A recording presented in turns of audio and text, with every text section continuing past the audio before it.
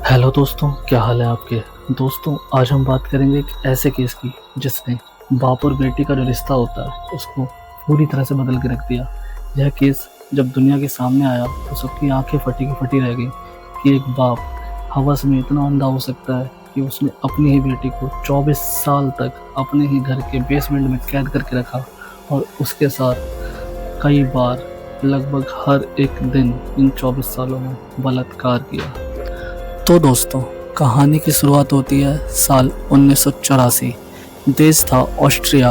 उसमें एक छोटा सा शहर एम्स्ट्रेटन। वहाँ पर एक कपल रहते थे। उनका नाम था जोसेफ फ्रेट्ज़ेल और उनकी वाइफ रोज़मेरी। उनके 7 बच्चे थे। अब हालांकि उन सातों के सातों बच्चे काफ़ी ज़्यादा अट्रैक्टिव थे, बट जोसेफ अपनी चौथी बेटी, उनका नाम एलिजाबेथ फ्रेट्ज़ेल था, उसकी ब्यूटी से हद से ज़्यादा ऑब्सेस्ड थे। तो दोस्तों, ये सुनने में ही कितना अजीब लगता है कि एक बाप अपनी ही बेटी की सुंदरता से इतना ज़्यादा ऑब्सेस्ड हो गया है कि वो बेटी की नज़रों से देखता ही नहीं था। तो दोस्तों, जब एलिजाबेथ 11 और 12 साल के अराउंड की हुई थी, तब से जोसेफ ने उसको गलत तरीके से टच करना स्टार्ट कर दिया। वो मोस्ट ऑफ द टाइम अपना एलिजाबेथ के साथ ही बिताता। वो बाकी लोगों के लिए भी, अपने जो उसके बाकी बच्चे थे उनके लिए भी गिफ्ट्स वगैरह लाता था, लेकिन जो सबसे महंगा और एक्सपेंसिव गिफ्ट होता था वो एलिजाबेथ के लिए ही होता था। वो एलिजाबेथ के कमरे में कभी भी घुस जाता था और उसके साथ उल्टी सीधी हरकतें करता था जब वो सोती थी। तो ये हरकतें ज़्यादा बढ़ने लगी थी, जिससे एलिजाबेथ थोड़ी सी डिस्टर्ब रहने लग गई थी, जिससे वो अपने बाकी के जो उसके सिबलिंग थे उनसे थोड़ा सा डिस्कनेक्ट सी हो गई थी। इससे ये सब देख के रोज़मेरी को लगा कि एलिजाबेथ को पता नहीं क्या हुआ है, तो उसने उससे कुछ बात करी, बट एलिजाबेथ ने कुछ नहीं बताया कि ऐसा कुछ मेरे साथ मेरी लाइफ में चल रहा है। दोस्तों, यहाँ तक तो फिर भी सब ठीक था, लेकिन कहानी टोटली चेंज हो गई जब एलिजाबेथ 18 साल की हुई। डेट थी 28 अगस्त 1984। एलिजाबेथ सडनली घर से गायब हो गई मिसिंग। और पीछे क्या छोड़ गई? पीछे छोड़ गई एक नोट जिसमें लिखा हुआ था, डियर मॉम एंड डैड, मुझे ढूंढने की कोशिश ना करें, मैं अपनी मर्जी से निकली हूँ घर से। 28 अप्रैल 1984। अब एलिजाबेथ 18 साल की हो गई थी, तो जोसेफ ने प्लान बनाया कि ये परफेक्ट टाइम है एलिजाबेथ को उस बेसमेंट में कैदी बनाकर रखने का। जोसेफ ने एलिजाबेथ से बोला, मुझे कुछ काम की ज़रूरत है, तो मेरे साथ चलो। तो एलिजाबेथ भी अनजान थी उस बेसमेंट से कि हमारे घर पे बेसमेंट भी है। एलिजाबेथ हैरान और परेशान तरीके से अपने पापा के साथ आके चलने लगी और उसकी जोसेफ ने बोला कि तुम थोड़ी देर के लिए इस गेट को पकड़ो। जैसे ही एलिजाबेथ ने उस गेट को पकड़ा, शैतान जोसेफ ने उसको धक्का दिया अंदर की तरफ और उसे बेसमेंट में लॉक कर दिया। एलिजाबेथ ऑब्वियसली चिल्लाई, काफ़ी ज़्यादा शोर मचाया, रोई कि पापा मुझे निकालो बाहर, गेट खोलो, मेरे को यहाँ पे दम घुट रहा है। क्योंकि वो 6 फुट का एक छोटा सा कमरा था, 6 बाय 6 का। वहाँ पे सही से सांस न ले बंदा, वहाँ पे उसको कैदी बनाकर रख दिया।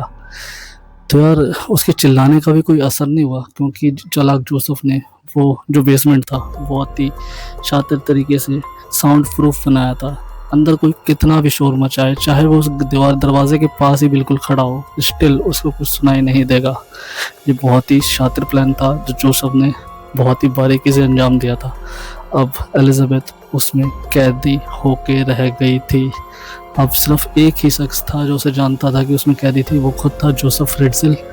और उसकी पूरी फैमिली को लगता था कि एलिजाबेथ अपनी मर्जी से घर छोड़ के गई है कि तो वो अपने आप ही वापस आ जाएगी।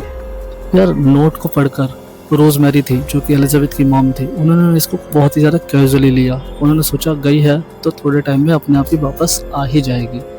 लेकिन उन्हें क्या पता था, उनकी बेटी उनसे सिर्फ 2 से 3 फीट दूर उन्हीं के घर के बेसमेंट में कैद की गई है।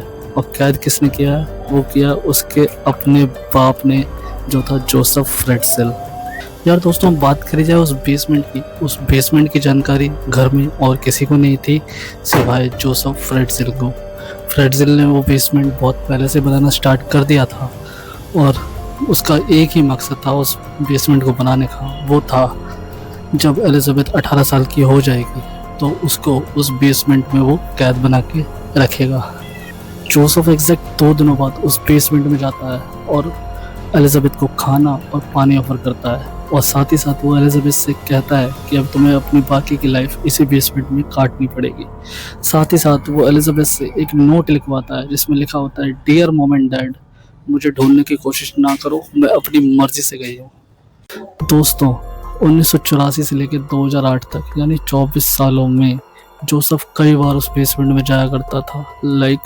हर एक दिन जाया करता था, कई कई बार, और हर एक दिन अपनी ही बेटी के साथ मल्टीपल टाइम उसका रेप किया करता था। एलिजाबेथ बहुत ही ज़्यादा टूट चुकी थी, लेकिन वो कुछ कर नहीं सकती थी। वो बस चुपचाप जिंदा लाश की तरह पड़ी रहती थी। जब यार इतनी बार किसी लड़की के साथ रेप होगा तो जाहिर सी बात है वो प्रेग्नेंट भी होगी। जी हाँ दोस्तों, एलिजाबेथ अपने ही बाप के बच्चों की 7 बच्चों की माँ बनी। जी हाँ दोस्तों, जिसमें से पहला जो बच्चा था वो पैदा होते ही मर गया था। अब आप अंदाज़ा लगाइए, एक औरत के लिए, एक 18 साल की बच्ची के लिए, एक छोटे से कमरे जहाँ पर लाइट नहीं, जहाँ पर कोई डॉक्टर नहीं, वहाँ पे उसने 7 बच्चों को जन्म दिया अकेले अपने आप खुद से। कितना नरक वाला माहौल था।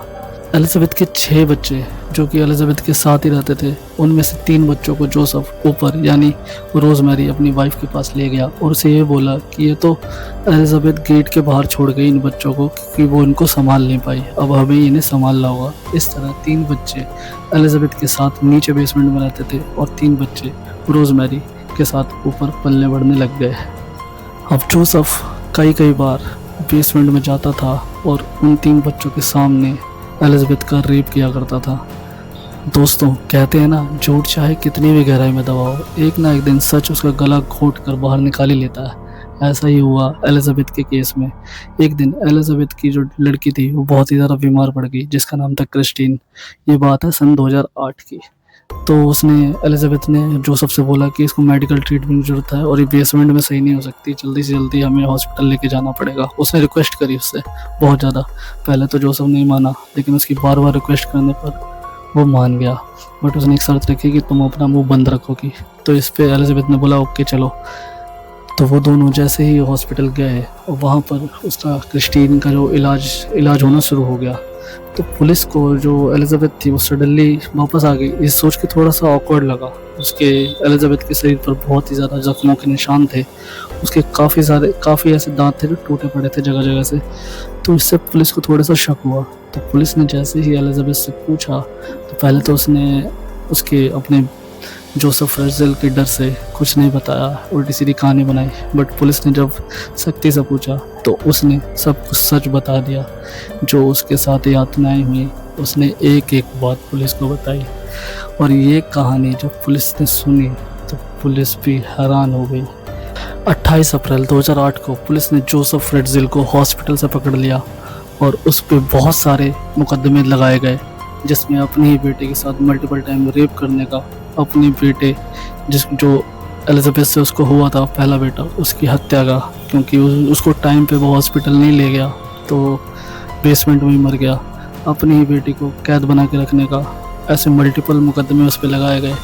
और जिस पे उसको जो सज़ा मिली वो थी लाइफ इम्प्रिजनमेंट की, यानी उम्र कैद की सज़ा उसे मिली।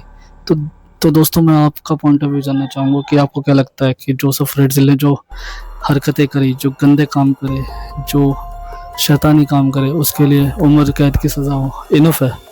मैं आपका कमेंट जानना चाहूँगा, अपनी राय दें कमेंट में। तो दोस्तों, अगर बात करी जाए एलिजाबेथ फ्रेज़ेल की, उन्होंने प्राइवेसी को चुना और अपनी फैमिली के साथ ऑस्ट्रिया के किसी शहर में आज भी रह रही हैं। जो ऑस्ट्रिया की गवर्नमेंट है उन्होंने भी उनके डिसीजन का सम्मान किया और उनको सिक्योरिटी प्रोवाइड करी, और साथ ही सारे मीडिया हाउसेस को ये वार्निंग दी और एक तरह से एक आदेश दिया कि किसी भी तरीके से एलिजाबेथ फ्रेज़ेल का कोई भी इंटरव्यू या वगैरह किसी भी तरह से वो मीडिया के कांटेक्ट में नहीं आएंगी। और इस जो ये इंसिडेंट है, इस पर एक मूवी भी बनी है जो कि आपको देखनी ज़रूर चाहिए, जो है गर्ल इन द बेसमेंट।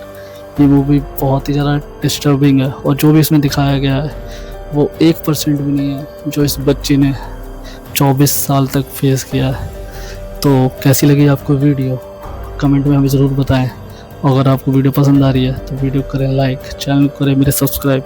मैं मिलूंगा आपसे नेक्स्ट वीडियो में ऐसी ही धमाकेदार वीडियो के साथ। Till then, good bye.